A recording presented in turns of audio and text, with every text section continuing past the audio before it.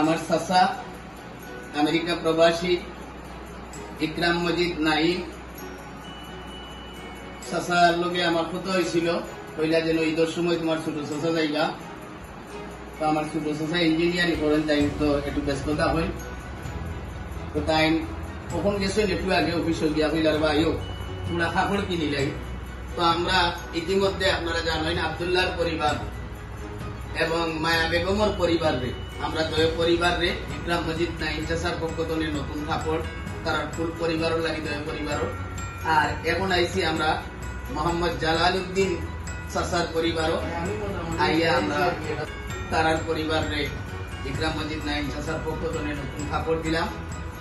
আগামীকালকে লংলা রাশিদিয়া শমশেরিয়া বিজিয়া মাদ্রাসা জকিয়া বেগম এতিমখানা ও ছাত্রাবাসে তাদের সম্মানার্থে বহির্বিশ্ব জাতীয়তাবাদী ফোরামের উদ্যোগে বিশাল ইফতার মাহফিল এই প্রথম মৌলভীবাজার জেলা বিএনপির ভারপ্রাপ্ত চেয়ারম্যান তারেক রহমানের পক্ষ থেকে কুলাউড়ায় সদ্য মুসলিম হওয়া 3টি পরিবারের জন্য ঈদের কাপড় সহ খাদ্য সহায়তা কালকে আনুষ্ঠানিকভাবে তারা হাতে তুলে দেওয়া হইব।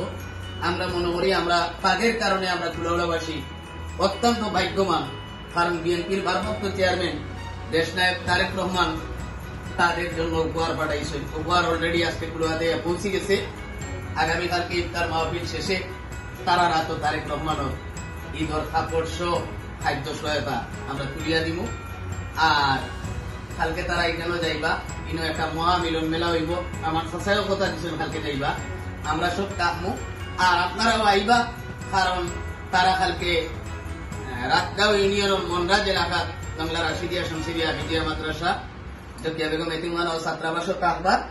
আর বিশেষ করে আমরা আজকে এই অনুষ্ঠানের মাধ্যমে আমার চাচা ইকরাম মজিদ নাইম তাই তখনও আমি যখন আব্দুল্লাহ লাগি রিক্সা কয়ের কথা কইছিলাম তখনও 5,000 টাকা দিচ্ছিলাম আমরা কত লাইভ করেছি।